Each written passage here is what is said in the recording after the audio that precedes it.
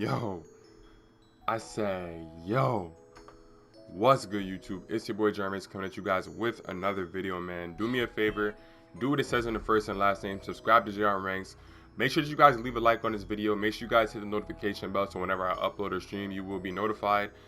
Don't forget to click the link down below in the description to follow me on Twitter at RealJRanks and to show my mom some support on her website. Make sure that you guys share that website around. There's a lot of good things on there that you guys might come across and that you might like, or if you share it with somebody else, they might like it. So don't forget to do that. Also, guys, make sure you guys really have notification bell hit. Again, I'm gonna say that because I am streaming again. Like, everything's back to normal now. I got my updated Wi-Fi speed. I got my gaming router, so I'm gonna be streaming every single day. I can't promise that it's going to be 2K. It's probably going to be Warzone and stuff like that, maybe Call of Duty. But we'll see. Whatever I end up playing, I'll just end up streaming it for y'all. So make sure you guys are subscribed and make sure you guys got the notification bell on. But anyways, let's get straight into today's video. So if you guys don't know, in 2K21 Next Gen, interior defense and the still rating literally does not matter. The reason why I say that is because I have an interior defense that's high on my point guard at a 78 and a block of a 78 and a steal of a 92, and I never get any steals. Even when I try to spam, I try my best, I always get called for fouls. The game is just really backwards, so that's the only thing I can really say about it. But it's also due to the fact that dunking is so broken and so OP that it doesn't really matter what your interior defense is. You're gonna get dunked on regardless. So it's kind of better to just, you know, maximize your offense as much as you possibly can, because that's just how 2K is. It's not a skill gap game. It's a really bad game, actually.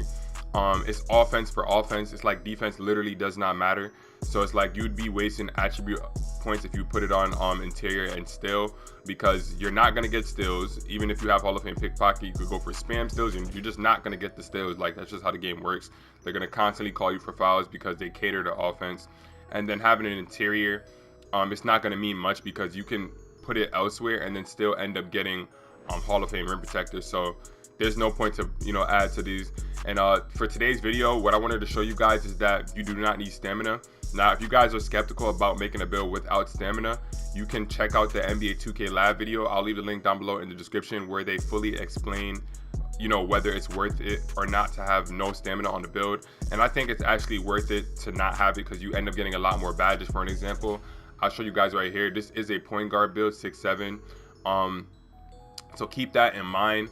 But we can do some great things with this build when we don't add anything to the interior still and stamina.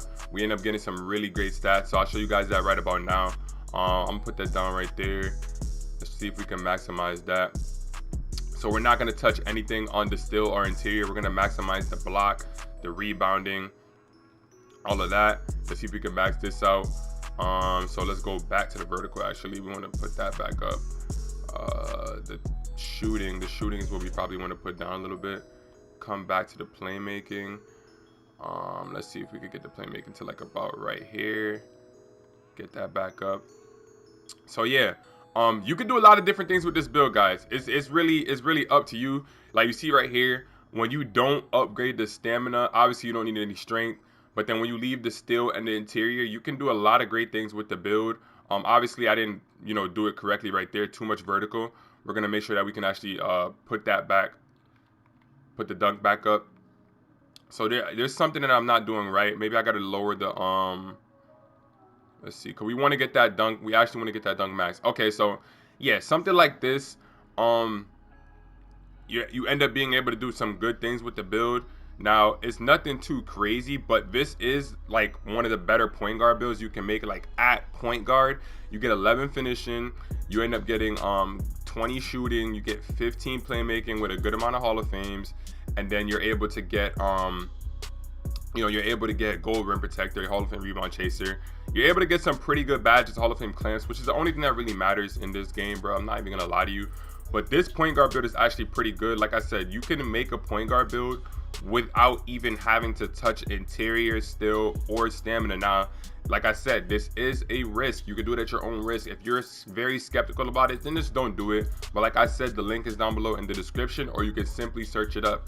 The NBA 2K Last version of how to make this build, or yeah, it's how to make builds with no stamina, and you know, whether or not they'll be effective. Like I said, it's up to you guys.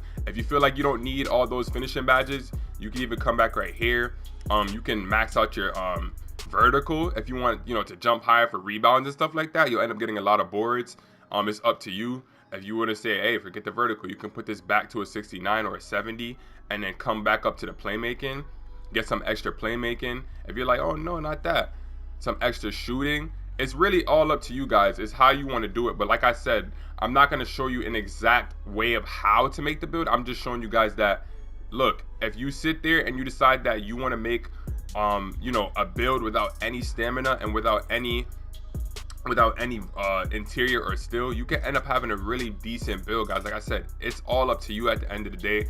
I'm just gonna enter in this build from right here, or we'll just go back to the shooting and lower it back down to 20, and then we'll just come back right here to the finishing and get that back up to you know, 11. So we'll leave it right there where it's pretty balanced right here. But yeah, we're just gonna go through with the build. You guys know how I feel about the limitless range takeover and the secondary being finishing moves. Hey, that's just the most OP things to do, honestly. You end up having a two-way threat. Pretty much you could do everything. We're just gonna simply go through the test builds just so I could, you know, go through the badges with you guys. Like I said, it's up to you guys. Do you want the extra badges, or do you want more you know, 3-point shooting? I just really wanted to show you guys, just to show that once you don't touch the stamina, strength, steel, or interior, you end up being able to make a pretty versatile build. And this is at the point guard position. Usually you're not even able to make builds like this at the point guard because your stamina's up, so you end up not having enough upgrades to do anything else.